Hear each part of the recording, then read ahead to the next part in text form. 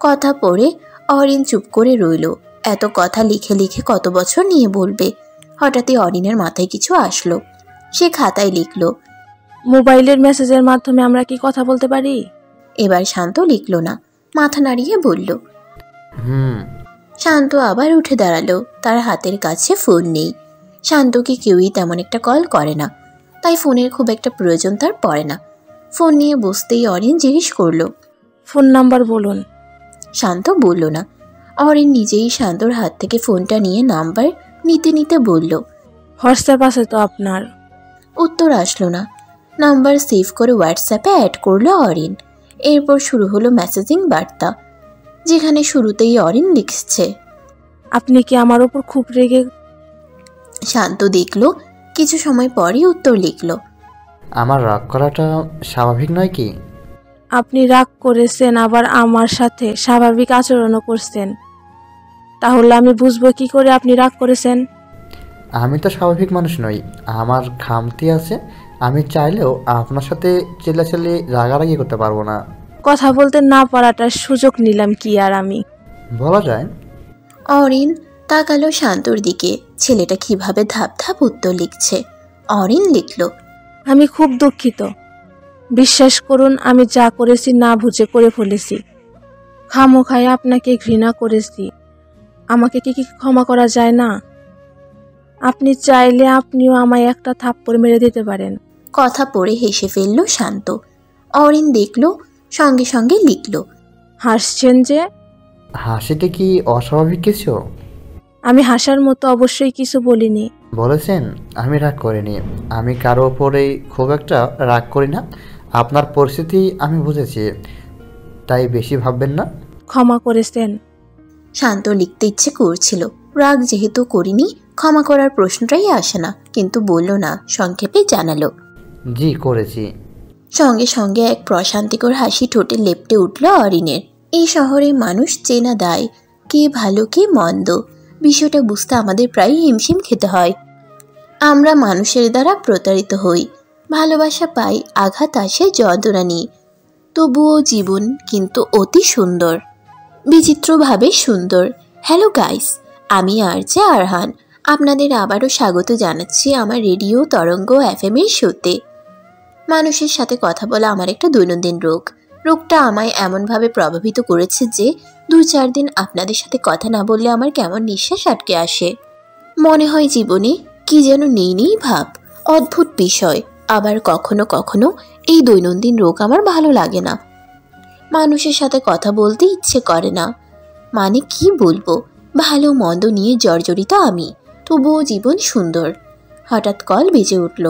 কলটা আচমকাই আসলো, যেন মনে হচ্ছিল অপর প্রান্তের মানুষটা আরহানকে খুব গম্ভীরভাবে অপেক্ষা করছিল। আরহান কলটা তুলল, ভারী কণ্ঠে শুধালো, আসসালামু আলাইকুম, আমি আরজে আরহান। আপনি কে বলছেন আর কোথা থেকে বলছেন? অপর পাশের ব্যক্তির অনেকক্ষণ কোনো সারা শব্দ পাওয়া গেল না। আরহান বিরক্ত বোধ করলো, তবে প্রকাশ করলো না। ধাতস্থ কণ্ঠে জিজ্ঞেস করলো, কথা কি বলবেন না? উত্তর আসে, আমি তো কথা বলতে চাই আরহান, কিন্তু তুমি তো শুনতে চাও না। মুহূর্তের মধ্যেই আরহানের চেহারার ভাবভঙ্গি পাল্টে গেল। ফ্যাকাশে হয়ে গেল চারপাশ। অস্বস্তি, জড়তা সব কেমন যেন একসঙ্গে দলা পাকিয়ে উঠল। আরহান বলল, আমি সবার কথাই শুনি, আপনারটা না শোনার বর্তমানে কোনো কারণ দেখি না। আমি 10 তলায় ছাদে বসে থাকি, আমার চারপাশ জুড়ে বিষণ্ণতা, কেমন যেন কিছুই ভালো লাগে না। আরহান কি বলবে বুঝতে পারছে না। কতগুলো মানুষ সংযুক্ত আছে তার সাথে, সবার সাথে আগে যোগাযোগ বিচ্ছিন্ন করতে হবে। আরহান কল কেটে দিল এবং বলল, সাময়িক কিছু সমস্যার জন্য আমার কলটা কেটে গিয়েছে, একটু পর আপনাদের সাথে আবার যোগাযোগ করা হবে। আরহান দ্রুত বসা থেকে উঠে দাঁড়ালো। একটা সুন্দর গান ছেড়ে সে চলে গেল বাহিরে। এর কিছুক্ষণ পর আরহানের জায়গায় আরেকজন বসলো, নাম রফিক। সে জানালো, বাড়ির ছাদ ঘরে বসে একা ফাবিহা তখন কান থেকে ইয়ারফোন সরায়। তার ভিতর কেমন যেন অস্থিরতা কাজ করছে।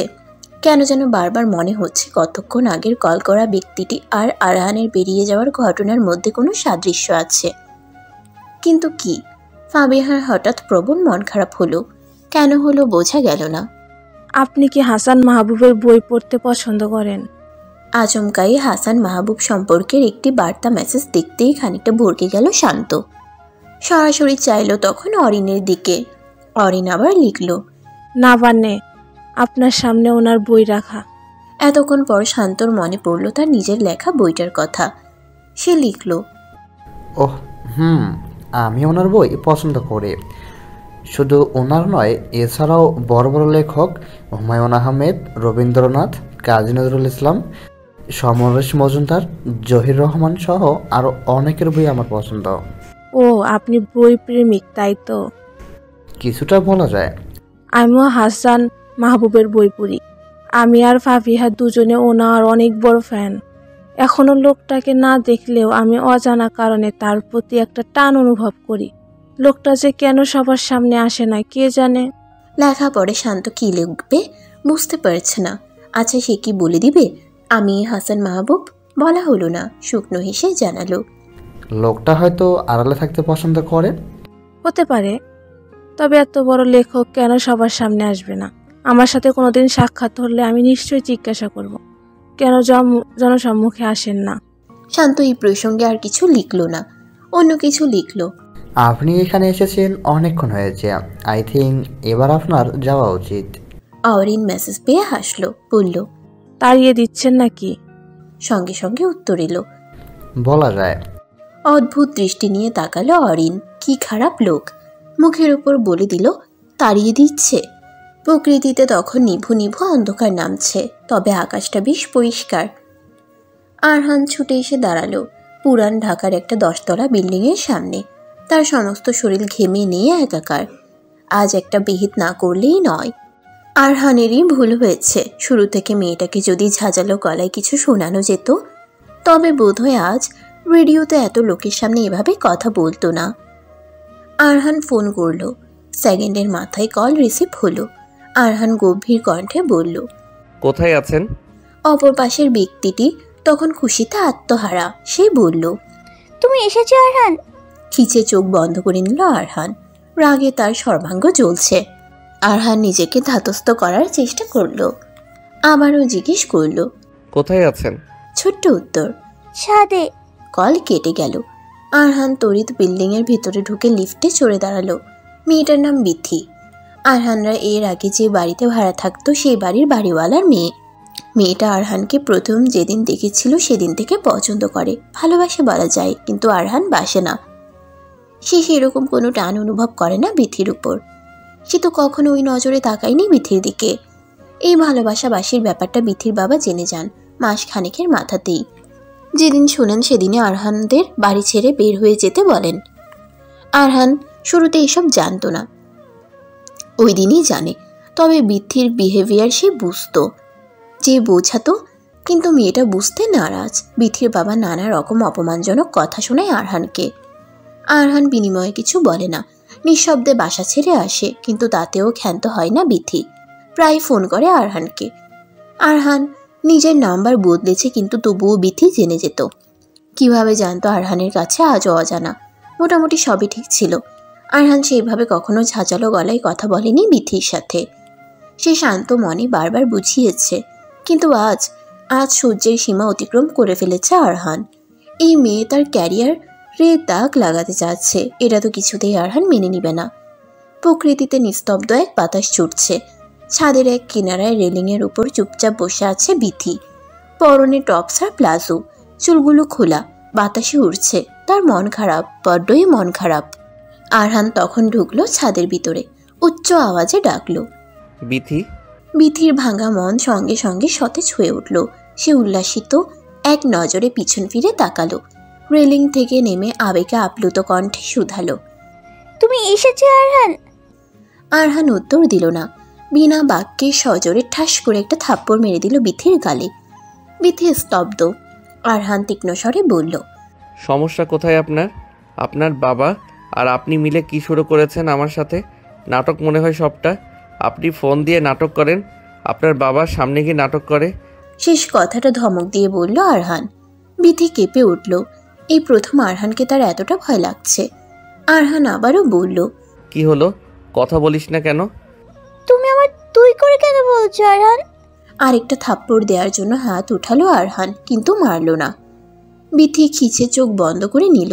আরহান বলল, কোনো সাহসে রেডিওতে ফোন করেছিস তুই? তোর বাপ কই? তোর বাপরে ডাক। আজ একটা বিহিত না করলেই নয়। এভাবে কথা বলো না আরহান, আমি তোমায় ভালোবাসি। তোমায় না পেলে মরে যাব আমি। আচ্ছা মরে যা। আজ হয় তুই নিজে মরে আমায় শান্তি দিবি, নয়তো আমি তোকে মেরে জেলে গিয়ে শান্তিতে থাকবো। বিথি পড়ল বিপাকে। আরহান তাড়া দিয়ে বলল, আমার হাতে সময় কম আছে, যা করবি দ্রুত কর। তুই মরে যা, যা মরে। বিথি শুকনো ঢোক গিলল, মিনমিনিয়ে কণ্ঠে বলল, সত্যি মরে যাব। তো কি করবি? তোরে তো আমি ভালোবাসবো না, আমি আরেকজনকে ভালোবাসি। বিয়ে করলে তো তাকেই করব। এবার যেন আর একটু শকড হলো বিথি। আরহানের গার্লফ্রেন্ড আছে? কই, সে তো জানতো না। অসহায়ের ন্যায় তাকালো বিথি, বলল, তোমার গার্লফ্রেন্ড আছে আরহান?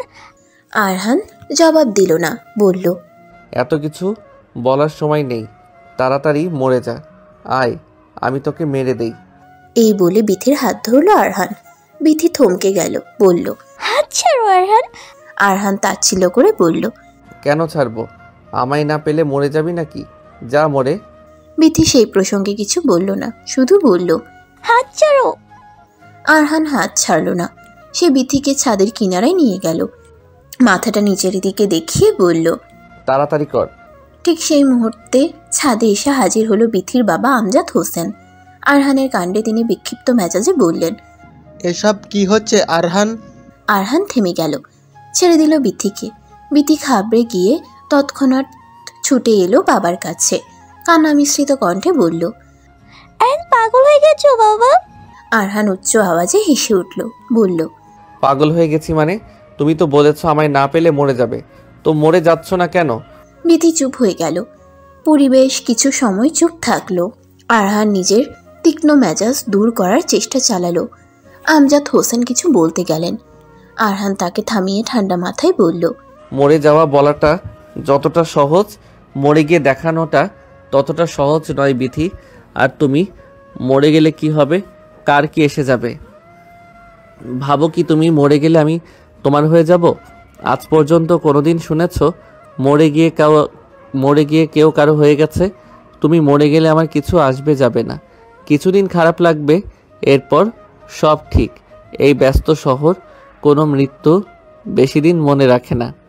এরপর আরহান তাকালো আমজাদ হোসেনের দিকে, বলল, দেখুন আঙ্কেল, আমি আপনার মেয়েকে কোনো কালেও ভালোবাসি না।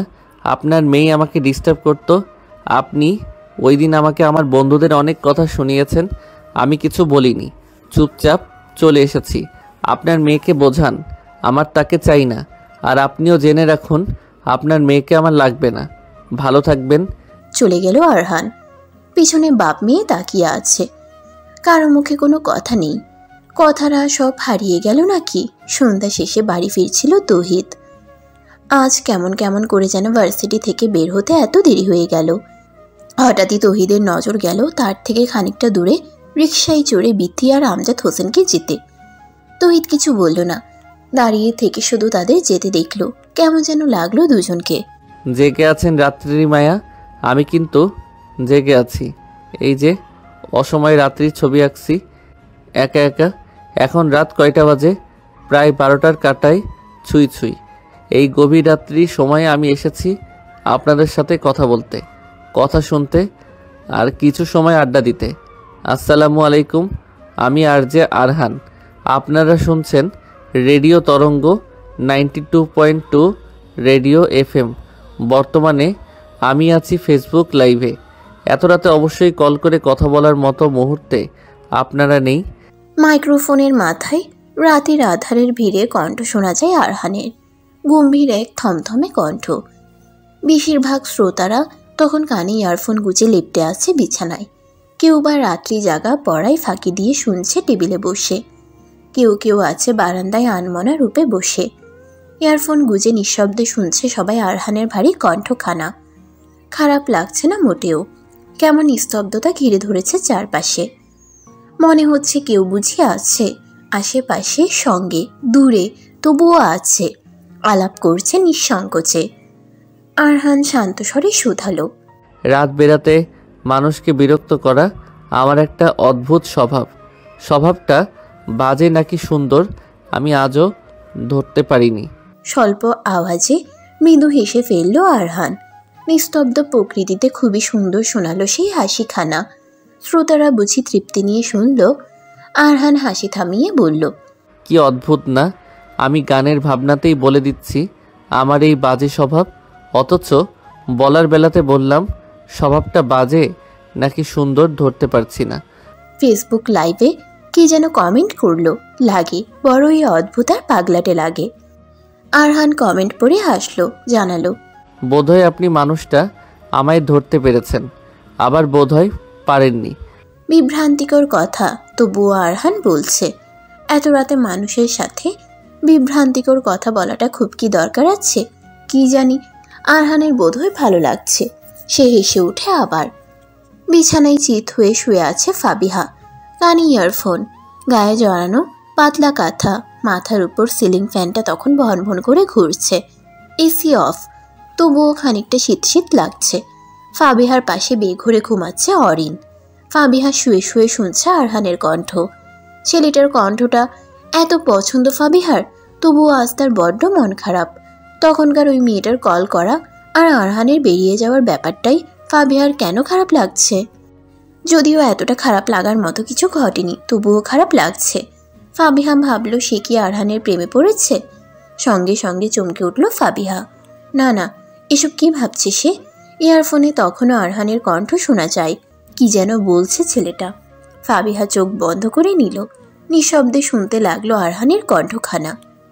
খটখট করে শব্দ হচ্ছে কপাটে। আকাশে তখন সূর্যটা কেবলমাত্র উঠেছে। চারপাশ বেশ পরিষ্কার। পাখিরা কিচিরমিচির শব্দ করছে। আরহানের ক্লান্তিকর শরীর অবশ হয়ে আছে, হাত পা চোখেও বুঝি ঝাপসা দেখছে। কাল রাতে স্টুডিওতেই ক্লান্ত হয়ে ঘুমিয়ে পড়েছিল আরহান। ঘুম যখন ভাঙে তখন ফজরের আজান দিচ্ছিল। স্টুডিওতে শেষ রাতে আরহান একাই ছিল, তাই আর কেউ তাকে ডেকে তুলতে পারেনি।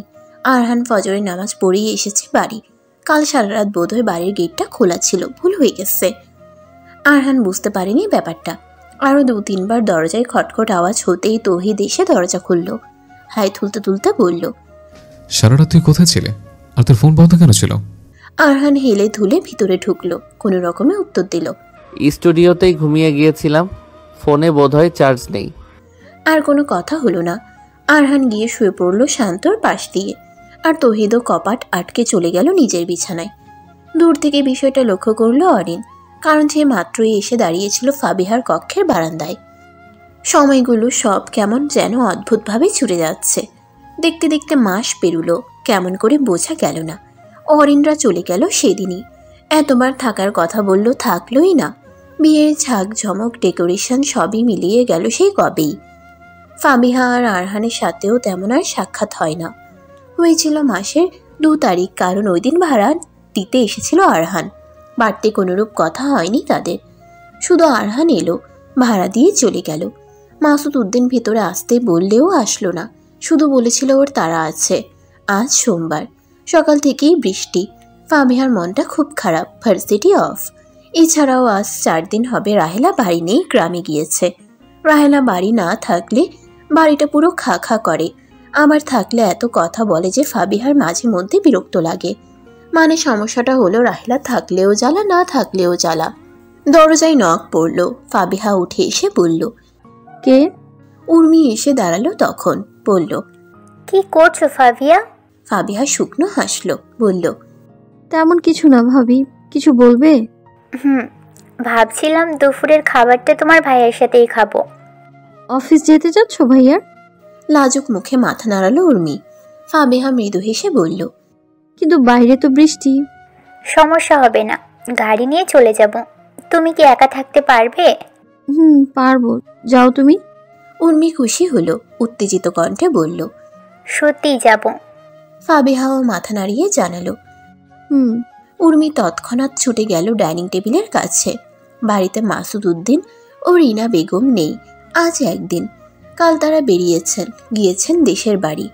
ফাবিহাদের খুব একটা দেশের বাড়ি যাওয়া হয় না, তবে সেখানে মাসুদ উদ্দিন লোক রেখে চাষাবাদ করেন। সেখানেই কি এক সমস্যার কারণে আচমকা যেতে হলো মাসুদ উদ্দিনকে। প্রত্যেকবার তিনি একাই যান, এবার বউকে সঙ্গে নিয়ে গেলেন। রিনা বেগমই যেতে চেয়েছিলেন, যেহেতু বাড়িতে ফাবিহার ভাইয়া ভাবি আছে। টিফিন বাক্সে করে আহিরের জন্য খাবার বাড়ছে উর্মি। বড্ড উৎফুল্লতার সাথে কাজটা করছে সে। বোঝাই যাচ্ছে আহিরের সাথে একসাথে খাবে বলে কতটা খুশি সে। দূর থেকে ব্যাপারটা লক্ষ্য করে ফাবিহা হাসল। ভালোবাসা বোধ হয় বড্ড সুন্দর। হঠাৎ মন খারাপ হয়ে গেল ফাবিহার। তার জীবনে কি কখনো ভালোবাসা আসবে না? আরহানকে বড্ড পছন্দ করে ফাবিহা। সে মনে মনে ভেবে ফেলেছিল আরহান যদি তাকে প্রপোজ করত সে প্রথমবারেই রাজি হয়ে যেত। যদিও বা আরহানের তাকে প্রপোজ করার কোনোরূপ ইঙ্গিত নেই, তবুও ফাবিহা ভেবে ফেলেছে। কারণ ফাবিহা মনে মনে কি ভাবছে তা তো কেউ শুনতে পাচ্ছে না। ভাগ্যিস পৃথিবীর কোনো মানুষ মনের কথা, কল্পনার ভাবনা শুনতে বা দেখতে পারে না, তাহলে কি বিচ্ছিরি একটা ব্যাপার হতো। ভাবলেই গা গুলিয়ে আসে ফাবিহার। আচ্ছা ননদিনী, আমি তাহলে আসি, তুমি সাবধানে থেকো। ভাবনা থেকে বের হলো ফাবিহা, বলল, গেট পর্যন্ত এগিয়ে দিব ভাবি? বৃষ্টি তো। সমস্যা নেই, ছাতা নিয়ে আসছি। ঝুমঝুম শব্দে বৃষ্টি হচ্ছে, মেঘ ডাকছে, বিদ্যুৎ চমকাচ্ছে। চারপাশ কি অন্ধকার, অথচ সময়টা কেবল দুপুর 1টা বাজে। ফাবিহা ছাতা মাথায় উর্মিকে গেট পর্যন্ত পৌঁছে দিল। গেটের বাহিরে গাড়ি দাঁড়িয়ে। উর্মি হাসি মুখে বলল, আসি। আচ্ছা, তুমি একা থাকতে পারবে তো ফাবিহা, নাকি আমার সাথে যাবে? না না, কি বলছো তুমি? আমি পারবো থাকতে, সমস্যা নেই। পাক্কা তো? পাক্কা। আচ্ছা, আমি তাড়াতাড়ি চলে আসবো। সমস্যা নেই, তুমি সন্ধ্যা গড়িয়ে এসো। কি যে বলো তুমি। লজ্জা লাগলো উর্মির, আর হেসে ফেলল ফাবিহা। উর্মি গাড়ি চড়ে বসলো। এর কিছুক্ষণ পরে গাড়ি চলে গেল। উর্মি বিদায় দিয়ে চলে গেল। ফাবিহা কিছু সময় চুপচাপ বৃষ্টির ভিড়ে দাঁড়িয়ে থেকে নীরব দীর্ঘশ্বাস ফেলে চলল ঘরে। অতিথি নিবাসটা তালাবদ্ধ করে বাড়ি থেকে বের হচ্ছিল তৌহিদ আর শান্ত। দুজনের হাতেই দুটো ছাতা। বৃষ্টির বেগ তখন বেশ তীক্ষ্ণ। নিবাস থেকে বের হতেই হাঁটার পথে ফাবিহাকে দেখে তৌহিদ শান্ত দুজনেই দাঁড়িয়ে পড়ল। ফাবিহাও দাঁড়ালো, ছোট্ট প্রশ্নে জানতে চাইল, কোথায় যাচ্ছেন আপনারা?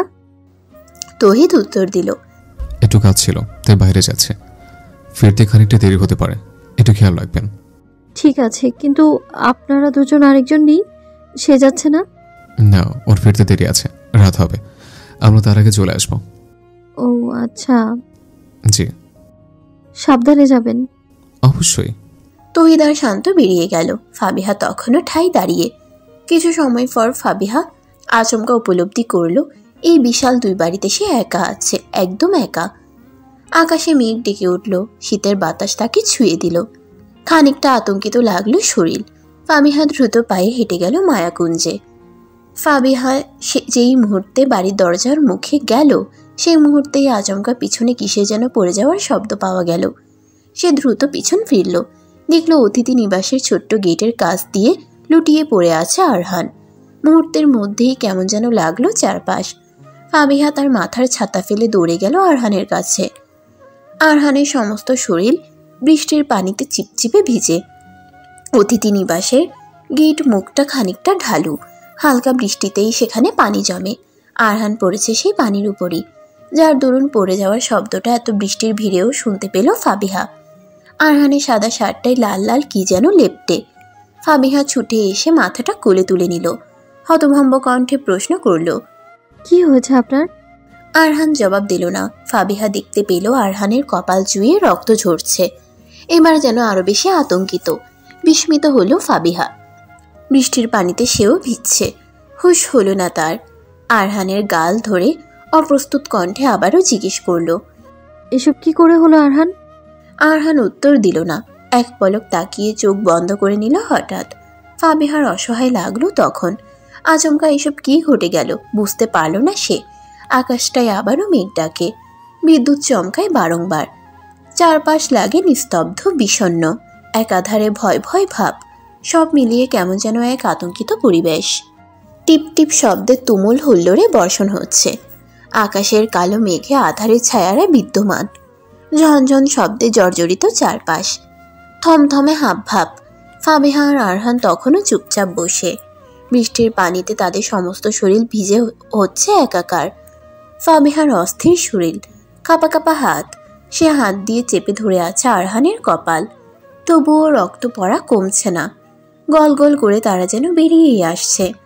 এক পর্যায়ে ফাবিহা তার গায়ে জড়ানো কালো রঙের ওড়নাটার এক অংশ টেনে ছিঁড়ে ফেলল, দ্রুত পেঁচিয়ে দিল আরহানের কপালে। ভাবতে লাগলো কি করা যায়। বাড়িতে কেউ নেই। আরহানের মতো ভারী একজন বলিষ্ঠ দেহের অধিকারী যুবককে তার একার পক্ষে ঘরের ভিতর নিয়ে যাওয়া সম্ভব নয়। অন্যদিকে অতিথি নিবাস তালাবদ্ধ। আরহানকে নিতে হলে মায়াকুঞ্জের ভিতরেই নিতে হবে। ফাবিহা ডাকলো, আরহান শুনতে পাচ্ছেন? আরহান উঠুন। আরহানের কোনরূপ সারা শব্দ পাওয়া গেল না। ফাবিহা উদ্বিগ্ন হয়ে উঠল। আরহান জ্ঞান হারিয়েছে, তার জ্ঞান না ফিরিয়ে কিছুতেই বাড়ির ভিতরে নেওয়া যাবে না। ফাবিহা আবারও ডাকলো, আরহান উঠুন প্লিজ। আরহান উঠল না। ফাবিহার কান্না পাচ্ছে। আচমকা আরহানের হলো কি? ফাবিহা কাঁদতে কাঁদতে বলল, আরহান দয়া করে উঠুন। বৃষ্টির পানির ফোঁটারা তখন আরহানের চোখের মুখে পড়ে। প্রায় মিনিট 5 পর আরহানের হুঁশ আসে। সে চোখ তুলে তাকায়, দেখতে পায় ফাবিহার কান্না ভেজা মুখশ্রী। সে নিম্নকণ্ঠে ডাকে, রৌদ্রময়ী। ফাবিহা হকচকিয়ে ওঠে, তৎক্ষণাৎ তাকায় আরহানের দিকে, উত্তেজিত কণ্ঠে শুধায়, আরহান। আরহান পলক ফেলে। তার মনে হয় চারপাশ কেমন যেন ঘুরছে। ধীরে ধীরে আরহানকে নিয়ে উঠে দাঁড়ালো ফাবিহা। ডান হাত তুলে নেয় নিজের কাঁধে। আরহানের পায়েও জখম হয়েছে, সে হাঁটতে পারছে না। আরহান ক্লান্তিত স্বরে আওড়ায়, আমাকে নিয়ে আপনার ভাবতে হবে না, আমি ঠিক আছি। আমি কিন্তু দেখি আপনি কতটা ঠিক আছেন। ওসব কিছু না, আপনি কষ্ট করে তৌহিদ আর শান্তকে ডেকে দিন, ওরা আমায় নিয়ে যাবে। ওনার কেউ বাড়ি নেই। অ্যাকচুয়ালি শুধু ওনারা নয়, পুরো নিবাসে কেউ নেই, শুধু আমি আপনি ছাড়া। আরহান খানিকটা অবাক হলো। তার মাথার ভিতর তীব্র ব্যথার অনুভূতি হচ্ছে। সে তার কপালটা চেপে ধরল, বলল, আমাকে অতিথি নিবাসে নিয়ে চলুন। ঘর তো তালাবদ্ধ, আপনি আমাদের বাসায় চলুন। আহত আরহান রাজি হলো না, তবুও জোরপূর্বক ফাবিহা নিয়ে চলল তাকে তাদের নিবাসে। ড্রয়িং রুমে তখন ঘোর অন্ধকার, লোডশেডিং হয়ে গেছে। বাড়ির ভিতরে বিদঘুটে এক অন্ধকার বিরাজ করছে। ফাবিহা আরহানকে নিয়ে চলে গেল সোজা তার কক্ষে। কোনো রকম বিছানায় শুয়ে দিয়ে বলল, আপনি শুয়ে থাকুন, আমি আলোর ব্যবস্থা করছি। আহত আরহান তখন কিছু বলতে চেয়েও বলতে পারল না। তার মাথায় চিনচিনে ব্যথা হচ্ছে, তীব্র জ্বালা পোড়াও করছে বেশ। আরহান কপালে হাত দিল। ঘটনা ঘটেছিল রাস্তায়। আরহান রিক্সা করে স্টুডিওতে যাচ্ছিল। আচমকাই রিক্সার গতিবেগ ব্রেক ফেল করলো। ঠিক সেই মুহূর্তে বাম পাশের রাস্তা দিয়ে চলে আসে একটা প্রাইভেট কার। রিক্সা পরে প্রাইভেট কারের সামনে ঘর্ষণ লেগে দুই যানবাহনে তীব্র বর্ষণে রাস্তাঘাট তখন ফাঁকা প্রায়। আরহান ছিটকে রিক্সা ছেড়ে নিচে পড়ে, কপাল ঠেকে প্রাইভেট কারের জানালার পাশে। ভাগ্যিস কাছে লাগেনি, না হলে কাচের জানালা ভেঙে ঢুকে যেত কপালে। পায়ে কেমন ভাবে মচকে গিয়ে ব্যথা লাগে। রিক্সা চালকও আহত হয় খুব। আরহান যেখানে অ্যাক্সিডেন্ট করে সেখান থেকে অতিথি নিবাসের দূরত্ব 15 মিনিট। আরহান কী ভেবে বাড়ি চলে আসে? তার মনে হচ্ছিল তার চারপাশ ঘুরছে। আসার পথে পায়ের ব্যথাটা তেমনভাবে অনুভব হয়নি, কিন্তু গেটের ভিতরে ঢোকার পরই আচমকা পানির উপর ছিটকে পড়ে আরহান। মূল কথা হলো আচমকা দুর্ঘটনায় আরহান স্তব্ধ, আর মাথায় আঘাত লাগায় বোধশূন্য হয়ে পড়ে। তার উপর প্রবল বৃষ্টি, তাই তো কি করবে ভেবে না পেয়ে ছুটে আসে বাড়ি। মোমের আলোটা তখন চোখে এসে লাগে। ফাবিহা হাতগুচ্ছ মোমটা টেবিলের উপর রাখে এবং বলে, আমি এক্ষুনি ডক্টরকে কল করছি। সঙ্গে সঙ্গে নাকচ করলো আরহান, বলল, না ডাক্তার লাগবে না, আমি ঠিক আছি। আপনার কপালে বেশ জখম হয়েছে, ডক্টর লাগবে, আপনি বসুন না, আমি দেখছি। ফাবিহা দৌড়ে চলে গেল। মিনিট 5 পর আবার ফিরে এলো। সঙ্গে করে নিয়ে এলো আহিরের একটা শার্ট আর প্যান্ট। ফাবিহা খানিকটা অস্বস্তি কণ্ঠে আওড়ায়, এগুলো কষ্ট করে একটু পরে নিন, আপনি অনেকটাই ভিজে গেছেন, এভাবে থাকলে আরো অসুস্থ হয়ে পড়বেন আপনি। আরহান কিছু বলতে চাইল, তার আগেই ফাবিহা বলে উঠল, প্লিজ কথা বলবেন না। আরহান থেমে গেল, বলল না। ফাবিহা জামা কাপড় বিছানার উপর রেখে নিজের কক্ষের ড্রয়ার থেকে এক সেট জামা বের করলো নিজের জন্য। তারপর সেও বেরিয়ে গেল দ্রুত। বাড়ির কলিং বেল বাজতেই দ্রুত গিয়ে দরজা খুলল ফাবিহা। দেখতে পেল ছাতা মাথায় তাদের ফ্যামিলি ডক্টর মুস্তফা রহমান দাঁড়িয়ে। ফাবিহা দ্রুত বলল। আঙ্কেল আপনি এসেছেন? মুস্তফা রহমানও চটজলদি বাড়ির ভিতরে ঢুকে বললেন। কার অ্যাক্সিডেন্ট হয়েছে ফাবিহা? আমার সাথে আসুন আঙ্কেল। টিপটিপ আলোতে মোমখানা জ্বলছে। ফাবিহা দাঁড়িয়ে আছে কপাটের কাছে, আর আরহান বিছানায় চুপচাপ বসে। তার কপালে ওষুধ পানি লাগিয়ে ব্যান্ডেজ করে দিচ্ছেন মোস্তফা রহমান। আরহান নির্বিকার ভঙ্গিমায় নীরব বেশে বসে। ফাবিহার দৃষ্টিভঙ্গি তখনও আরহানের দিকে নিবদ্ধ। ছেলেটার আচমকা কি হলো, কেন হলো, এখনো জানতে না পারায় বড্ড দুশ্চিন্তা লাগছে। ঘড়ির কাঁটায় তখন 4টার কাঁটায় ছুঁই ছুঁই। আরহান শুয়ে আছে ফাবিহার বিছানায়। তুলতুলে নরম বিছানা, বিছানার পাশেই ছোট্ট টেবিল, তার উপর সাদা মোমবাতি জ্বলছে। আরহানের ফোনটা রাস্তায় পড়ে নষ্ট হয়ে গেছে। মোবাইল খুলছে না, তাই চেয়েও তহিদ আর শান্তকে কল করা যাচ্ছে না। এই মুহূর্তে মনে হচ্ছে আরহান কেন শান্ত বা তহিদের ফোন নাম্বার মুখস্থ করলো না। বেশ বিরক্ত লাগছে। হঠাৎ কারোর পায়ের ধ্বনি শোনা গেল। বাইরে বৃষ্টির বেগ কমেছে, তবে এখনো পড়ছে, পুরো দমে বর্ষণ থামেনি।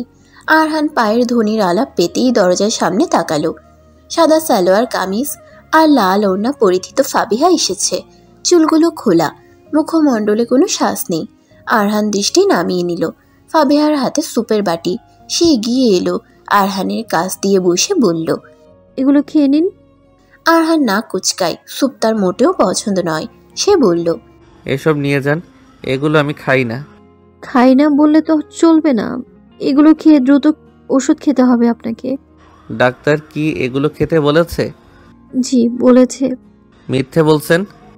আপনাকে মিথ্যে বলে আমার লাভ? আরহান কিছু বলল না, তাকিয়ে রইল ফাবিহার চোখের দিকে। মেয়েটা বারবার পলক ফেলছে। আরহান মলিন কণ্ঠে বলল, আমি এগুলো খাই না রৌদ্রময়ী। এবার ফাবিহাও তাকালো আরহানের চোখের দিকে। মায়াময় কণ্ঠে শুধালো, একটু খেয়ে নিন না, আমি খুব যত্ন করে বানিয়েছি। কথাটাই কি ছিল আরহান বুঝতে পারল না, কিন্তু তার খুব মায়া হলো। সে ছোট্ট স্বরে বলল, দিন। চোখে মুখে খুশির ঝলক ফুটল ফাবিহার। সে তাকালো আরহানের দিকে, আরহানও তাকিয়ে। আকাশে তখন মেঘ ডাকে, বাতাস দেয় খানিকটা, গুড়ি গুড়ি বৃষ্টি নামে, বোধহয় জানান দেন প্রেম বর্ষণ দারুণ নিকটে। বিছানায় শুয়ে আছে মোহনা। তার মস্তিষ্কে ঘুরছে তহিদ নামক মানুষটা। মানুষটা খুব ভালো, ভীষণ ভালো, দারুণ ভালো। আনমনায় হেসে উঠল সে। মনে মনে ভাবল, এবার বুঝি প্রেম চিঠিটা দেয়াই যায়। মোহনার ভাবনা শেষে নীরব পানে তাকায় টেবিলের পানে। একগুচ্ছ রঙিন চিঠি ঝুলছে সেখানে। সন্ধ্যা তখন খুব নিকটে। প্রকৃতি জুড়ে বিরাজ করছে নিয়মহীন নীরবতা। বাতাসে বইছে চারিদিকে, গা করছে ছমছম। শীতল বাতাস শরীর দিচ্ছে পুরো নাড়িয়ে। ফাবিহা দাঁড়িয়ে আছে তার কক্ষের কপাট মুখে। আরহান বিছানায় ঘুমোচ্ছে। পাশেই টেবিলটার উপর জ্বলতে থাকা পঞ্চম মোমবাতিটা নিভু নিভু আলো ছড়াচ্ছে। ফাবিহা খানিকটা চিন্তিত। বাসায় আরেকটা মোমবাতি আছে, এখনো কারেন্ট না আসলে দারুণ বিপাকে পড়বে ফাবিহা। খানিকক্ষণ কিছু ভাবল, চট করে মাথায় বুদ্ধি খেলল। ভাবি তো বাহিরে, নিশ্চয়ই এখন বাড়ি ফেরার তাগিদে থাকবে। আর ভাবল না, দ্রুত নিজের ফোনটা নিয়ে কল করে তার ভাবিকে।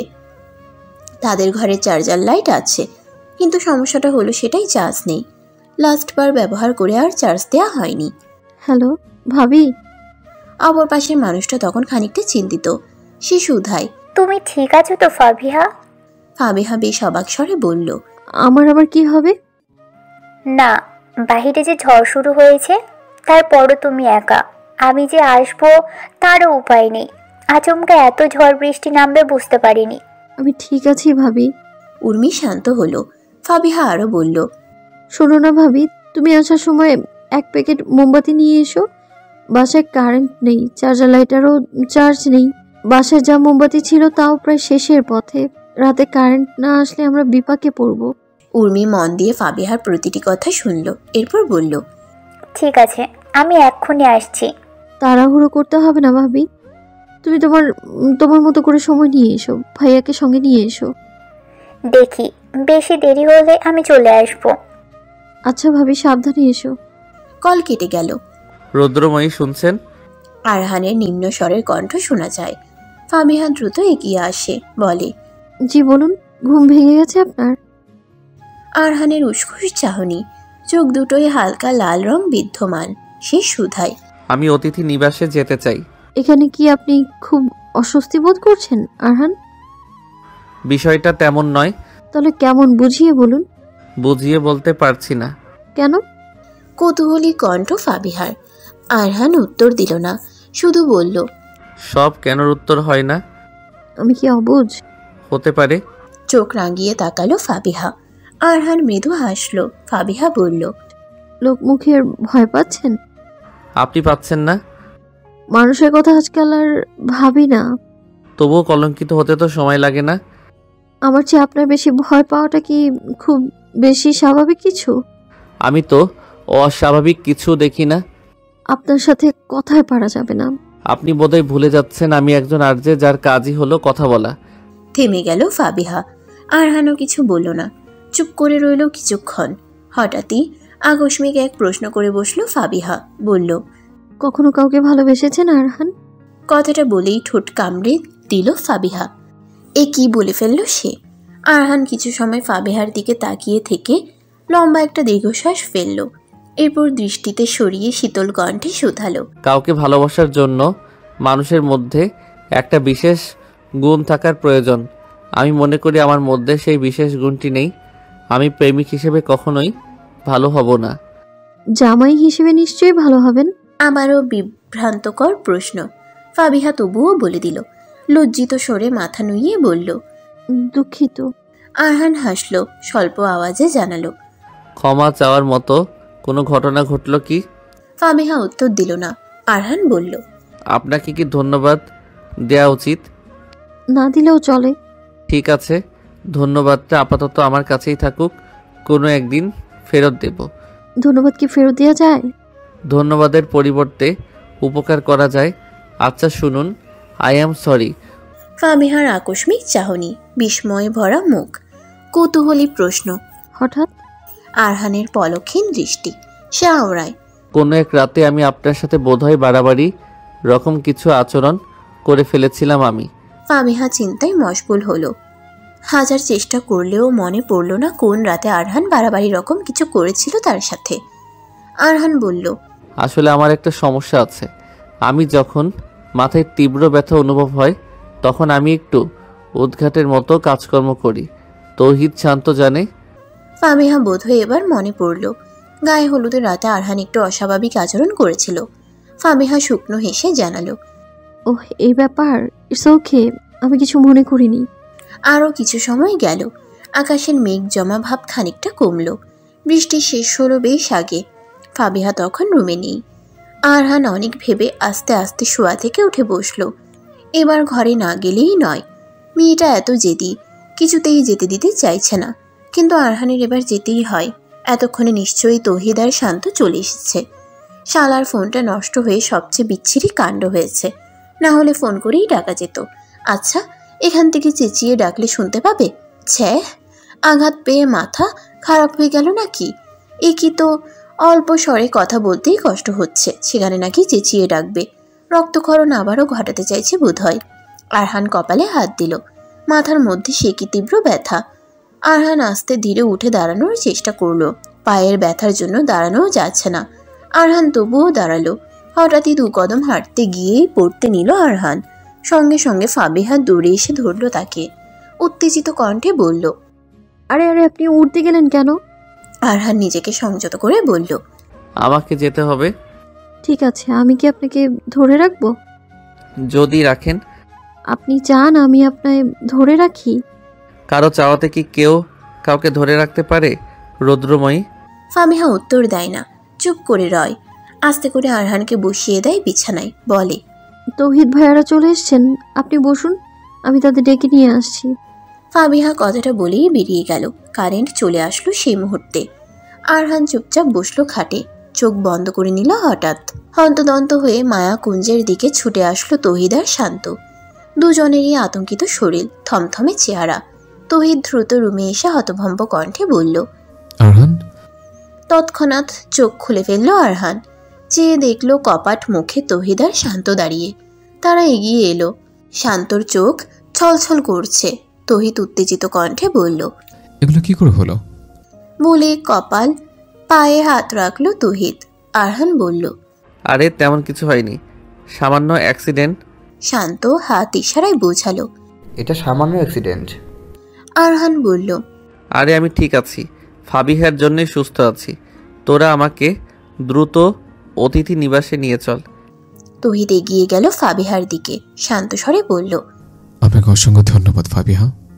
ফাবিহা মুচকি হেসে জবাব দিল, ওকে, এটা তো একজন মানুষ হিসেবে আমার কর্তব্য। আস্তে আস্তে লাফিয়ে লাফিয়ে তহিদ শান্তর কাঁধে হাত রেখে কোনো রকমে মায়াকুঞ্জের দরজার সামনে এসে উপস্থিত তহিদ, শান্ত আর আরহান, আর তাদের পিছনে ফাবিহা। বাহিরে বৃষ্টি নেই, তবে বৃষ্টির পানিতে উঠোনটা বেশ ভিজে।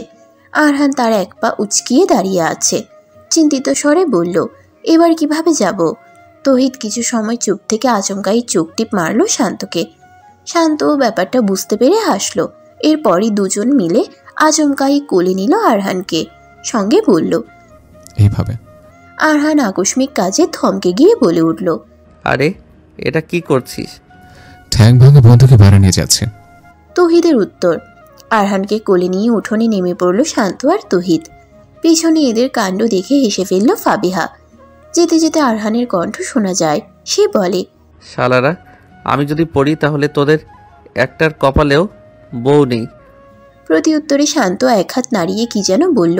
ফাবিহা বুঝতে পারল না, তবে তহিদ বলল, বউ লাগবে না, দরকার পড়লে ভাবিকে নিয়ে থাকবো। আরহান চোখ মুখ কুচকে বলল, ওরে বাটপার, এই ছিল তোর মনে? পরন্ত এক বিকেল বেলা, জানালার কার্নিশ ছুঁয়ে হুড়মুড়িয়ে ঢুকছে বাতাস। বাতাসের শীতল ধাক্কায় অরিনের গা শিউরে উঠছে। সে বসে আছে বিছানার মধ্যেখানে, চোখের সামনে ল্যাপটপের স্ক্রিনে ভাসছে এক মহিলার কথোপকথনের ভিডিও। ভিডিওটা মূলত কিভাবে একজন বাক শক্তিহীন মানুষের সাথে হাতের ইশারায় বা ইশারার ভাষায় কথা বলা যায় তার কলা কৌশল শেখানো হচ্ছে। অরিন খুব আগ্রহ নিয়ে সেই ভিডিওটা দেখছে। এই ভিডিও দেখার একমাত্র কারণ হলো শান্ত। অরিন চাচ্ছে নেক্সট টাইম যখন শান্তর সাথে তার কথোপকথন হবে তখন যেন সে মোবাইল মেসেজ নয়, হাত ইশারায়। অরিন চাচ্ছে নেক্সট টাইম যখন শান্তর সাথে তার কথোপকথন হবে তখন যেন সে মোবাইলে মেসেজ নয়, হাত ইশারার ভাষায় কথা বলতে পারে। অরিনের সাথে প্রায় সময়ই শান্তর কথা হয়। মানুষটা চমৎকার একজন মানুষ, একটু সাহিত্যিক ব্যাপার আছে। কথা বলার সময় এমন সুন্দর আর সাবলীল ভাষায় বলে যে পড়তে বেশ লাগে। অরিনের তো মাঝে মাঝে বড্ড ইচ্ছে হয় শান্তর কণ্ঠখানা শোনার। না জানি শান্ত কথা বলতে জানলে কতটা সুন্দর শোনাতো সেই কণ্ঠ। অরিন নিরাশ মনে বসে রইল। ভিডিও অফ করে মোবাইলটা হাতে নিল। অরিনের ফেসবুক অ্যাকাউন্টের নাম আরিহা শিকদার। অরিনের স্কুল কলেজের নাম ওইটাই, তবে ডাকনাম অরিন। অরিন ভীষণ আগ্রহ নিয়ে মেসেঞ্জারে ঢুকলো। প্রতিদিনের মতো আজও চেক করলো হাসান মাহবুবের আইডিটা। সেই বিয়ের আসরে লোকটা একটা আকস্মিক রিপ্লাই দিয়েছিল, লেখককে খুঁজতে হলে জানতে হবে, পেতে হলে বুঝতে হবে। অরিনের মেসেজের রিপ্লাইটাও সে করেনি। অরিনের প্রথম কদিন বড্ড মন খারাপ হয়েছিল, কিন্তু এখন আর ভাবে না। হাসান মাহবুবকে অরিন পছন্দ করে, লেখক হিসেবে পছন্দ করে। তাকে দেখতে চায়, খুঁজতে চায়, জানতে চায়, কথা বলতে চায়, পেতে চায় কি? শেষটার উত্তরটা জানা গেল না। অরিন বেশক্ষণ ভাবল সে কি লেখককে চায়, না অরিন লেখককে চায় না, অন্য কাউকে চায়। অরিনের হঠাৎ মনে হলো সে অন্য কেউটা বোধহয় শান্ত। সঙ্গে সঙ্গে বিষম খেল সে। এ কি আকস্মিক ভাবনা! দিনগুলো সব কেমন যেন চলে যায়। আরহানের অসুস্থতার পর দেখতে দেখতে কেটে গেল একটি মাস। আরহান তার আর্জে শোতে যাচ্ছে না প্রায় 10 দিন, কারণ আরহান ঢাকাতে নেই। সে গেছে তাদের দেশের বাড়ি বা নিজের বাড়ি চাঁদপুরে। আরহান গ্রাম বাংলার সন্তান। সে শহরে থাকছে বেশ কয়েক বছর ধরে। তার সাথে তহিদের পরিচয় হয়েছিল ম্যাচে বসে। তহিদ আর্থিক দিক থেকে শুরু থেকেই বেশ সচল। শান্তর সাথেও পরিচয় হয় ম্যাচে বসে। শান্ত তাদের ভার্সিটিতে ছিল না, সে ছিল অন্য ইউনিভার্সিটির স্টুডেন্ট। তারা তিনজনই অত্যন্ত মেধাবী ছাত্র। শান্তর ছিল বাংলা সাহিত্যের উপর ভীষণ দুর্বলতা, তার জন্যই তো আজ সে এত বড় লেখক। তহিদের বাবার নাম আব্দুল আজিজ। তার ইচ্ছে ছিল ছেলে পড়াশোনা শেষ করে তার ব্যবসায় হাত দিবে, কিন্তু তহিদ সে ছোটবেলা থেকেই সাদামাটা জীবনযাপন করতে পছন্দ করে। তার বাবা কখনোই চায়নি ছেলে শিক্ষকতা করুক। এই নিয়ে বাপ ছেলের মাঝে দ্বন্দ্বও চলছে। এই দ্বন্দ্বের জন্যই ঢাকায় তহিদদের বিশাল বাড়ি থাকতেও সে অতিথি নিবাসে ভাড়ায় থাকছে। ম্যাচে থাকাটা ছিল শখ, কিন্তু এই শখ এখন অভ্যাসে পরিণত হয়ে গেছে। যেদিন থেকে 3 বন্ধুর ব্যাচেলার জীবন শুরু হয় সেদিন থেকে এই জীবনটা কেমন যেন একটি প্রাণে আটকে নেই। জীবন আটকেছে 3টি প্রাণের মাঝে। কতগুলো বছর পেরিয়ে গেল, শান্ত, তৌহিদ আর আরহান একসাথে আছে, হাসি দুঃখ আনন্দ সব একসাথে কাটিয়েছে। কিন্তু এই জীবন আর কতকাল? সময় তো বড় দুর্লভ, এ ব্যথা দিবেই। তাদের নিজ নিজ সংসার গড়ার সময় হয়ে গেছে। ব্যাচেলার জীবন থেকেও ইতি টানার সময় ঘনিয়ে এসেছে। তৌহিদের মা নেই। আরহান মধ্যবিত্ত পরিবারের সন্তান। গ্রামে তার বাবার ছোট্ট একটা দোকান ছিল, কিন্তু এখন তারাও বেশ উচ্চবিত্ত পরিবারের একজন হয়েছে। আরহান আর যে শো করছে প্রায় 2 বছর, তার কণ্ঠের জন্যই আর মানুষদের সাথে মিশতে পারার বিশেষ গুণটাই তাকে আরজে বানিয়েছে। শান্ত সে তো নিরিবিলি মানুষ। তার জীবনে আছে মা। বাবা তার জন্মের 2 মাস আগেই মারা গেছেন। তার জীবন জুড়ে ছিল শুধু মা, কিন্তু হঠাৎ ভূমিকম্পের মতো তার জীবনে হাজির হলো তৌহিদ আর শান্ত। তাকে বুঝতে শিখলো, মানিয়ে নিতে জানলো। শান্ত ছোট থেকে তার খামতির জন্য কম মানুষের কথা শুনেনি। তাদের কথা হয়তো বুঝতো না, কিন্তু মায়ের অশ্রু। আচ্ছা, মানুষ কি নিজে নিজে নিজের খামতি তৈরি করতে পারে? কোন মানুষ চাইবে তার মধ্যে খামতি থাকুক? সে কালো হোক, তার চোখ না থাকুক, হাত না থাকুক, কথা বলতে না পারুক, কানে না শুনুক, এমনটা কি কেউ চায়? চায় না তো, কিন্তু মানুষ তো বুঝতে চায় না। শান্ত আর আজকাল এসব ভাবে না। তার বিশাল পাঠক মহল আছে, সমালোচক আছে, মা আছে, আর আছে 2 প্রাণপ্রিয় বন্ধু। আর কি লাগে? জীবনসঙ্গী? ওসব নিয়ে শান্ত কখনোই ভাবে না, কারণ সে জানে সব জোনাকি পোকারা আধার সরাতে পারে না। শান্তদের গ্রামের বাড়ি ময়মনসিংহ। তাদের নিজস্ব বাড়ি আছে, সেই বাড়িতে তার মা থাকে, সঙ্গে আছে তার দাদি। দাদি শান্তকে ভালোবাসলেও তাকে বোঝে না, কথা বুঝতে পারে না, বলতেও পারে না। প্রথম প্রথম দুঃখ লাগতো, এখন আর লাগে না। দিনটি বুধবার। প্রকৃতি ছুঁয়ে খানিকটা শীত শীত ভাব। ফাবিহা নীরবে বসে আছে মায়াকুঞ্জের দরজার মুখে। তার অস্থির মন, চোখ জোড়ায় কাউকে দেখতে পাবার তীব্র আকুলতা। আরহানের সাথে ফাবিহার কোনোরূপ সাক্ষাৎ নেই আজকের দিন নিয়ে। 11 দিনের শুরু। ফাবিহা বুঝতেও পারেনি কবে এত বেশি ভালোবেসে ফেললো আরহানকে। ফাবিহা রোজ রাতে কাঁদে। কাঁদার অর্থ সে জানে না। আরহানের অসুস্থতার জন্য প্রথম 10 দিন সে ঘর থেকেই বের হয়নি। এর মাঝে মাসুদ উদ্দিনও এসে যান। সব শুনে কতবার দেখতে যান আরহানকে।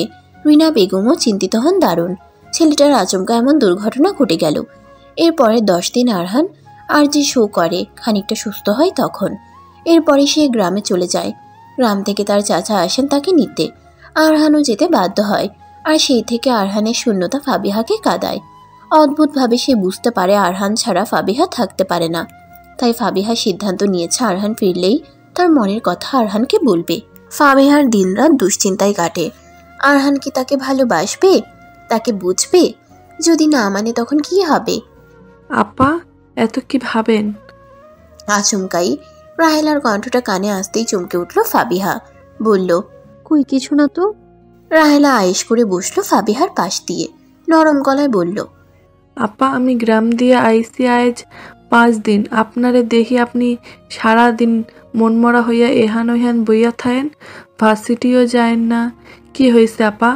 ফাবিহা কিছু সময় চুপ থেকে বলে, তেমন কিছু হয়নি। রাহেলা কিছু বলল না, চুপ করে রইল। হঠাৎ সামনের কালো গেটটা কে যেন খুলল। ফাবিহা অধীর আগ্রহে চেয়ে রইল। কাঙ্ক্ষিত মানুষটা এলো না তো। নিজের ক্লাস শেষ করে ক্লাসরুম থেকে বেরিয়ে আসলো তৌহিদ। তখনই পিছন থেকে ডাক দিল মোহনা। স্যার। তৌহিদ দাঁড়িয়ে পড়ল। বেশ বিরক্ত বোধও করল, কারণ বিগত কয়েকদিন যাবৎ তৌহিদ ক্লাসরুম থেকে বের হলেই মোহনা ডাক দেয়, কিন্তু ক্লাসে এসে কিছু বলে না। কিছু সময় চুপ থেকে জানায়, স্যার কিছু না। অদ্ভুত না? ইচ্ছা না থাকা সত্ত্বেও তৌহিদ দাঁড়ালো, ধাতস্থ কণ্ঠে শুধালো, কি হয়েছে? মোহনা হেঁটে এগিয়ে আসলো, বলল, কিছু বলার ছিল স্যার। সে তো রোজই থাকে, বলা তোর হয় না? স্যার, কথাটা সিরিয়াস। তো বলছো না কেন? আপনি যদি রাগ করেন। তৌহিদ জোরে শ্বাস ফেলে বলল, আমাকে কি অবুঝ মনে হয় মোহনা? মোহনা থমকে গেল, বিস্মিত হলো। তৌহিদ স্যার বুঝে ফেলল না তো তার মনের কথা? শহরের পাবলিক লাইব্রেরিটা তখন বেশ থমথমে, নীরব, ভিড়হীন। হাতে গোনা মাত্র 4 জন বসে। সেই 4 জনের ভিড়ে লাইব্রেরির একদম শেষ প্রান্তে চুপচাপ বসে আছে শান্ত। চোখের সামনে দূরবীন নামে একটা বই ঘুরছে। শান্ত চুপচাপ নিঃশব্দে বইটা পড়ছে। এই সবের ভিড়ে পাবলিক লাইব্রেরির দরজা খুলে গেল। মেরুন রঙের সালোয়ার মেরুন রঙের সালোয়ার কামিজ পরে সেখানে উপস্থিত হলো অরিন। খানিকটা বিঘ্ন ঘটল। শান্ত বাদে বাকি তিনজনই ঘুরে তাকালো তার দিকে। এরপর দৃষ্টি সরিয়ে মনোযোগ দিল নিজস্ব কাজে। বুকখানা কেমন যেন ধকধক করছে, অনুভূতিরা অস্থিরতায় রূপ নিয়েছে। ফাবিহা অধীর আগ্রহে তাকিয়ে আছে, চোখজোড়া পলকহীন। কালো গেটটা খুলে কাঙ্ক্ষিত মানুষটা তখন ঢুকলো। কাঁধে কালো ব্যাগ, গায়ে সবুজ রঙা শার্ট আর কালো প্যান্ট পরিহিত আরহান হাজির। তাকে দেখা মাত্রই ফাবিহার ওষ্ঠদয়ে হাসির রেখা মিলল। রাহেলা লক্ষ্য করল সেটা, তবে কিছু বলল না। সে তাকিয়ে রইল আরহানের পানে। আরহান শুরুতে এদের কাউকেই লক্ষ্য করল না, তবে যে মুহূর্তে সে অতিথি নিবাসের ছোট্ট গেটটার দিকে পৌঁছালো সেই সময় নজর পড়ল তার। কোনোরূপ প্রতিক্রিয়া দেখা গেল না, উল্টো চোখে নীরব দৃষ্টি সরিয়ে চলে গেল ভিতরে। আরহানের চোখ দুটো দূর থেকেও বেশ লক্ষ্য করল ফাবিহা। কেমন যেন ঠেকলো তার। কিছু কি হয়েছে আরহানের? আগের চঞ্চলতা দেখা গেল না, গম্ভীর মুখোদয় ছিল। হয়তো যাত্রাপথের ক্লান্তি। বিস্মিত নজরে তৌহিদের দিকে তাকিয়ে আছে মোহনা। বুকের ভেতর টিপ টিপ করছে, হাত পা কাঁপছে, অস্থিরতায় চারপাশ কেমন লাগছে। মোহনা তার হাতখানা চেপে ধরল শক্ত করে। তৌহিদ বলল, কি হলো, কথা বলছো না কেন? মোহনা কি বলবে বুঝতে পারে না। তৌহিদ আবারও বলে, আমাকে অবুঝ মনে হয়? ঠোঁট জোড়ায় কথার রেখা দেখা না গেলেও মাথা নাড়ালো মোহনা, যার অর্থ না। তৌহিদ নিজেকে ধাতস্থ করতে ছোট্ট শ্বাস ফেলল, এরপর বলল, আমি অবুঝ নই। আমি তোমার চোখ দেখি, চোখ দিয়ে মানুষ অনেক কিছু বলতে পারে। আমি তোমার সেই চোখ পড়েছে, অনেক কিছু বুঝতে পেরেছি, তবে এগুলো ঠিক নয়। মোহনার মন ভেঙে গেল। সে বুঝতে পারল অনুভূতিগুলো ভুল জায়গায় বাসা বেঁধেছিল। মোহনা মাথা নুইয়ে ফেলল। কাউকে ভালোবাসা কি অন্যায়? ভালোবাসায় কোনো অন্যায় নেই, কিন্তু ভুল মানুষকে মন দিয়ে ফেলা অন্যায়। তুমি তো জানো আমি তোমার কি হই। স্যারদের কি ভালোবাসা যায় না? না, যায় না। স্পষ্ট উত্তর তৌহিদের। মোহনা আবার প্রশ্ন করে, আপনি অন্য কাউকে ভালোবাসেন তাই না? ধরে নাও তাই। ধরে নিব? বিস্ময়কর প্রশ্ন মোহনার। তৌহিদের তড়িৎ উত্তর, হ্যাঁ, ধরে নেবে। আপনাকে ভুলে যেতে হবে? অনুভূতি দমানো শিখতে হবে। অনুভূতি কি দমানো চায়? আমি জানি তুমি পারবে। মোহনা চুপ করে রইল। তৌহিদ লম্বা একটা শ্বাস ফেলে বলল, তোমার ভালোবাসাকে আমি সম্মান করছি, কিন্তু তোমার ভালোবাসা গ্রহণ করা আমার পক্ষে সম্ভব নয়। কারণটা কি শুধুই আমাদের সম্পর্ক শিক্ষক ছাত্রীর? পুরোপুরি নয়, তবে কিছুটা। ভালো থাকবেন। আশা রাখি পুরো বিষয়টা তোমার আর আমার মাঝেই থাকবে। জি স্যার। চলে গেল মোহনা। পরিধিত প্যান্টের পকেটে গুছিয়ে রাখা চিঠিপত্রটা তখনও নিরালায় ঘুমিয়ে। তৌহিদ কিছু সময় দাঁড়িয়ে রইল। বারান্দার কার্নিশ ছুঁয়ে মৃদু বাতাসের ছড়াছড়ি। তৌহিদের ফোন বাজল। সে দেখল ছোট্ট একটা শব্দ। বাবা। ফোনটা তোলা হলো না। দেখতে দেখতেই কেটে গেল। পুনরায় কল আসতেই তৌহিদ কলটা রিসিভ করলো। হেঁটে যেতে যেতে বলল, আমি একটু ব্যস্ত আছি, বাসায় গিয়ে কল করে। শান্তর পাশ দিয়ে কে যেন এসে বসেছে। শান্ত নজরে নিল না। অরিনের খাপচারা চাহনি। লোকটা পড়তে বসলে কি এদিক ওদিক কোথাও তাকায় না? অরিন কিছু সময় চুপ থেকে উঠে দাঁড়ালো, কারণ বই আনা হয়নি। সে লাইব্রেরির তাকগুলোতে সাজিয়ে রাখা সকল বইগুলোতে চোখ বুলাচ্ছে, আর মাঝে মাঝে শান্তকেও দেখছে। কিন্তু শান্ত তো শান্ত, তার কোনো আগ্রহই নেই আশেপাশে কি হচ্ছে। অরিন দৃষ্টি সরিয়ে নিল। রোমান্টিক বই অনেকগুলো পড়া হয়েছে শেষ কদিন। এবার কিছু রহস্যময় পড়লে কেমন হয়। গোয়েন্দা সিরিজ কখনো ধরা হয়নি অরিনের। সে শার্লক হোমসের বাংলা অনুবাদের একটা বই ধরল। এরপর পুনরায় গিয়ে বসলো শান্তর পাশ দিয়ে। এবার শান্ত একটু নড়েচড়ে উঠল। অরিনের এই চোখ দুটো ঝলমল করে উঠল আচমকা, কিন্তু পরক্ষণেই নিভে গেল তা। কারণ শান্ত নড়ে চড়ে আবার সোজা হয়ে বসেছে, তার দিকে তাকায়নি। অরিন হতাশ মনে বইয়ের পাতায় মুখ ডুবালো। মনে মনে ভাবল, চাশমিশ ছেলেটা এমন কেন? নিস্তব্ধতায় মোড়ানো সময়, পরন্ত বিকেল। বাড়ির পিছনের বারান্দাটা তখন ভেজালহীন শুয়ে। ঘাসের ডগাগুলো মৃদু বাতাসে উড়ে। মাঠঘাট শুকনো, আকাশটাও বেশ পরিষ্কার। আরহান চুপচাপ গিটার হাতে বিছনের বারান্দায় বসে। বাড়িতে সে ছাড়া কেউ নেই, শান্ত বেরিয়েছে। তৌহিদ এখনো ভার্সিটি থেকে আসেনি। আরহানের মনটা বেশ খারাপ। মন খারাপের কারণটা তার অজানা, তবে পুরোপুরি অজানা বললেও ভুল হবে। মন খারাপের কারণটা সে মানতে নারাজ। গ্রামে বসেও বিগত কয়েকদিন যাবতই তার মন খারাপ। মায়ের হাতের রান্নাটা বড্ড মিস করছে।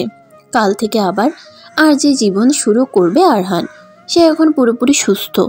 আগের চেয়ে স্বাস্থ্যটাও খানিকটা বেড়েছে। চুলগুলো বড়সড় হয়েছে, দাড়ি বেড়েছে। গ্রামে থাকায় এসবের দিকে তেমন একটা নজর দেওয়া হয়নি। আজকাল নিজের যত্ন নিতে ইচ্ছে করে না। আরহান আবেশে সকল ভাবনা বাদ দিয়ে চোখজোড়া বন্ধ করে নিল। অনুভব করল তার আশেপাশে থাকা পরিবেশটা, বিশাল ওই আকাশটা, কয়েক হাত ধরে অবস্থান করা বড় গাছটা, আর গাছের ডগায় বসে থাকা দুটো পাখির কিচিরমিচির শব্দটা। আরহান তার হাতে থাকা গিটারের শব্দ করল। এই কিছু সময় পরই চোখ খুলে নিরিবিলি কণ্ঠে গান ধরল। পৃথিবীটা নাকি ছোট হতে হতে স্যাটেলাইট আর ক্যাবেলের হাতে ড্রয়িং রুমে রাখা বোকা বাক্সতে বন্দি। আহা হা হা, আহা আহা হা হা, আহা আহা হা হা। ঘরে বসে সারা দুনিয়ার সাথে যোগাযোগ, আজ হাতের মুঠোতে গুছে গেছে দেশকাল সীমানার গণ্ডি। আহা হা হা, আহা আহা হা হা, আহা আহা হা হা। ভেবে দেখেছো কি তারার যত আলোক বর্ষ দূরে, তারও দূরে তুমি আর আমি যাই ক্রমে সরে সরে। ভেবে দেখেছো কি তারার যত আলোক বর্ষ দূরে, তারও দূরে তুমি আর আমি যাই ক্রমে সরে সরে। মায়াকুঞ্জের বারান্দায় দৌড়ে এসে দাঁড়ালো ফাবিহা। যদিও বা অতিথি নিবাসের পিছনটা দেখা যাচ্ছে না, তবে আরহানের গানের গলাটা শোনা যাচ্ছে মৃদু মৃদু। ফাবিহার ইচ্ছা করছে দৌড়ে গিয়ে আরহানকে মনের কথা বলে দিতে, কিন্তু সাহসে কুলোচ্ছে না। বাড়িতে খুব সম্ভবত আরহান একাই আছে। শান্তকে সে বেরিয়ে যেতে দেখেছে। তৌহিদ এখনো হয়তো ভার্সিটি থেকে আসেনি। এটাই বোধহয় সঠিক সময় আরহানকে মনের কথা বলে দেয়ার। ফাবিহার সমস্ত শরীর ভূমিকম্পের মতো কেঁপে উঠল। বলে দিবে কি? এই জীবনে সর্বপ্রথম প্রেমে পড়ার ব্যক্তিটির নাম আরহান। ফাবিহার জীবনে প্রথম ভালোবাসার মানুষ সে। বলে দিবে কি? যা হয় পরে দেখা যাবে। ফাবিহা অনেক ভেবে চিনতে বারান্দা থেকে সরে আসলো। আরহানের গানটাও তখন শেষ হতে চলল প্রায়। গান থেমে গেল, গিটারের শব্দ থেমে গেল। আর ভালো লাগছে না। আরহান গিটার সরিয়ে চুপচাপ বসে রইল অনেকক্ষণ। এ কেমন বিষণ্ণ। বারান্দার দরজায় টোকা পড়ল তখন। আরহান না তাকিয়ে জিজ্ঞেস করলো, কে? ফাবিহার শরীর মন ভীষণভাবে কাঁপে। নিজেকে ধাতস্থ করে শুধায়, আমি। আরহান চমকে উঠল, বিস্মিত হলো। এটা তো ফাবিহার কণ্ঠ। সে তৎক্ষণাৎ ঘুরে তাকালো। মাথা নুইয়ে ফাবিহা দাঁড়িয়ে। আরহান উঠে দাঁড়ালো, এগিয়ে গিয়ে বলল, আপনি এখানে? চোখ তুলে তাকায় ফাবিহা। কেমন যেন ঠেকছে। চলে যাবে নাকি? আরহান প্রশ্ন করে আবার। কি হলো, কথা বলছেন না যে? ফাবিহা অনেকটা সাহস জুগিয়ে বলে, আপনার সাথে কিছু কথা ছিল আরহান। আরহান দুপা এগিয়ে গেল। মুখোমুখি দাঁড়ালো ফাবিহার। শান্ত স্বরে আওড়ালো, জি বলুন। ফাবিহা বলে না, ভয় লাগছে। যদি কিছু হয়। এভাবে হুট করে এসে মনের কথা বলাটা কি আদতেও মানানসই? আরহান ফাবিহার চোখ মুখ লক্ষ্য করল। মেয়েটার মন অস্থির, হাত পা কাঁপছে, চোখের পলকও ঘন ঘন ফেলছে। আরহান বলে, রৌদ্রময়ী। বড়ই শ্রুতি মধুর কণ্ঠ আরহানের। যতবার শুনে ততবারই প্রেমে পড়ে যায় ফাবিহা। ফাবিহা বার কয়েক নিঃশ্বাস ফেলে বলে, আমি একটু ভয় পাচ্ছি এই কথাটা বলতে। ভয় পাওয়ার কি আদতেও কিছু আছে? আমার জন্যই আছে বোধহয়। বলবো? বলুন। আপনি কি রাগ করবেন? রাগ করার মতো নিশ্চয়ই কিছু বলবেন না। আমার জীবনের এই পর্যন্ত সময় কাউকে এই কথা বলিনি। আরহান কি কিছু আজ করতে পারল? তার মুখমণ্ডলের ধরন খানিকটা বদলে গেল। ছোট্ট করে বলল, ভয় না পেয়ে বলে ফেলুন। ফাবিহা ভিতরে ভিতরে অনেকটা সাহস জোগালো। এরপর বলল, আমি আপনাকে ভালোবাসি আরহান। সঙ্গে সঙ্গে পিছিয়ে গেল আরহান। ফাবিহা বিস্মিত হলো। কথাটা বলা কি ঠিক হলো না? আরহান বলে, এসব আপনি কি বলছেন? ফাবিহা কিছুই বলল না। আরহান বলে, এসব সম্ভব নয়। কারণটা কি বলা যায়? আপনি বাড়ি যান। ফাবিহা গেল না, কিছু সময় দাঁড়িয়ে রইল। আরহান বলল, কি হলো? আমাকে আপনার পছন্দ নয়? না। শক্ত কণ্ঠে শুধাই আরহান। আর কোনো কথা হলো না। ফাবিহা ছোট্ট শব্দে জানালো, ঠিক আছে। অতঃপর বেরিয়ে গেল। আরহান তার পানে তাকিয়ে রইল। নিঃস্ব লাগছে চারপাশ। আরহান মনে মনে বলে, মানুষের মন ভাঙার শহরে আজ আমি বড্ড ক্লান্ত। রৌদ্রময়ী। দিন 15 পরের কথা। আজকালকার সময়গুলো কেমন যেন পাঞ্ছে কাটে। মনে হয় বাতাসে বাতাসে শোকের ছায়া। মনমরা ভাব থাকে চারিপাশে। বিষণ্ণতায় আটকে আছে পুরো অতিথি নিবাস, মায়াকুঞ্জ, এমনকি তহিদের ভার্সিটিও। মোহনার চঞ্চলতা এখন আর দেখা যায় না। ক্লাসরুমে গভীর দৃষ্টি নিয়ে সে আর তাকায় না তহিদের দিকে। চুপচাপ বসে থাকে। আগে ক্লাসরুম জুড়ে একটা হট্টগোল ভাব থাকতো। মোহনা একের পর এক প্রশ্ন করতো তহিদকে। এখন আর করে না। মনে হয় সে যেন সব পারে। তহিদ একবার পরীক্ষা করতে কি যেন জিজ্ঞেস করেছিল মোহনাকে। অদ্ভুত ব্যাপার, সে সেটা জানে। অথচ আগে একটা প্রশ্ন জিজ্ঞেস করলে কি পরিমাণ তোতলাতো মেয়েটা। এর অর্থ কি? মেয়েটা সব জেনেও এতদিন না জানার ভান করত, নাকি প্রেমের ছ্যাঁকা খেয়ে পড়াশোনায় মনোযোগ দিয়েছে। বিষয়টা একদিক দিয়ে যেমন ভালো, অন্যদিক দিয়ে মোহনার চঞ্চলতা কমে যাওয়ায় বড্ড খারাপ লাগে তহিদের। তার জন্যই মেয়েটা এমন চুপচাপ হয়ে গেছে। বাড়ির বাহিরে মোহনার জন্য খারাপ লাগে, আবার বাড়ি ফিরলে আরহানের জন্য চিন্তা তার। আরহানটাও কেমন যেন হয়ে গেছে, আগের চেয়ে বদলেছে, চুপচাপ হয়ে গেছে। FM রেডিওতে তেমন উল্লাস নিয়ে কথা বলে না। তহিদ শুনেছে বিথি এখন আর আরহানকে জ্বালাতন করে না। সেদিনের ছাদে বসে ঘটে যাওয়া ঘটনা তার হৃদয়ে কঠিন দাগ কেটেছে। বিথি সেই দাগ ঘুচাতে দেশ ছেড়ে চলে গেছে। যাওয়ার আগে আরহানের বদলে তার সাথে সাক্ষাৎ করেছে। আরহানকে সরি বলতে বলেছে, সেও বলেছে। আরহানের ভারাক্রান্ত দেখা যায়নি কোনো। তহিদের ধারণা আরহান তাদের কাছ থেকে কিছু একটা লুকিয়েছে, কিন্তু সেটা কি তা এখনো ধরতে পারেনি। অন্যদিকে মায়াকুঞ্জের ফাবিহা দিনরাত সে মনমরা হয়ে থাকে। আরহান তাকে ফিরিয়ে দিবে এটা ভাবেনি, আবার গ্রহণ করবে তাও ভাবেনি। কিন্তু সরাসরি আরহান না করে দিবে বুঝতে পারেনি। ভেবেছিল আরহান সময় নেবে, কিন্তু নিল না। চট করেই বলে দিল সম্ভব নয়, পছন্দ নয়। কথাটা শোনার পর ভেবেছিল নিজেকে সামলে নিবে, কিন্তু ঘরে ঢুকে দেখা গেল নিজেকে সামলানো যাচ্ছে না। ভালোবাসা বিষাদের এত তীক্ষ্ণ তেজ, এত ব্যথা দেওয়ার ক্ষমতা, নিজেকে শূন্যতায় গুটিয়ে ফেলা এত সহজ বুঝতে পারেনি ফাবিহা। তবুও আরহানের মুখোমুখি সে হচ্ছে না। যে ফিরিয়ে দেয় তার কাছে কি নিয়ে যাওয়া যায় আর? অরিন আর শান্ত, তাদের দিনকাল চলে অদ্ভুতভাবে। দেখা সাক্ষাৎ হয় না, মাঝে মধ্যে টুকটাক টেক্সটে কথা হয়। শান্ত ব্যস্ত মানুষ, নগদে সে একটা বই লিখছে সাইকোলজিক্যাল থ্রিলারের উপর, এই জন্য পড়াশোনাও করছে, তাই মূলত ব্যস্ততা। কিন্তু অরিন, সে তো আর এসব বোঝে না, জানে না। ভাবছে শীঘ্রই মায়াকুঞ্জে পা রাখবে। সকাল 10টা, ভার্সিটি যাওয়ার জন্য তোড়জোড় শুরু করে দিল ফাবিহা। মনমরা হয়ে কতকাল বসে থাকবে ঘরে। অন্যদিকে তার এক্সাম অতি নিকটে। ফাবিহা কোনো রকম সকালের নাস্তাটুকু সেরে বলল, যাচ্ছি মা। পিছন থেকে ফাবিহার মা বললেন, পুরোটা তো খেলি না। ফাবিহা যেতে যেতে জবাব দিল, ফিরে এসে খাবো। ফাবিহা চলে গেল। রাহেলা দূর থেকে তাকিয়ে। উর্মি গেছে তার বাপের বাড়ি, ফিরবে নাকি 2 দিন পর। উর্মির বাবার শরীরটা আচমকা খারাপ হয়েছে, যার দরুনই এমন হুট করে যাওয়া। আহিরও অফিস শেষে শ্বশুর বাড়িয়ে যাচ্ছে। বউহীন থাকতে কষ্ট কিনা। বিছানায় চুপচাপ শুয়ে আছে আরহান। শান্ত টেবিলে বসে বই পড়ছে। তহিদ আয়নার সামনে দাঁড়িয়ে তৈরি হচ্ছে, সঙ্গে কিছুক্ষণ পরপর আরহানের দিকে তাকাচ্ছে। আরহানের চোখ লাল, বোধহয় সারা রাত ঘুমায়নি, এখনো শুয়ে আছে পলক্ষীন তাকানো জানালার তরে।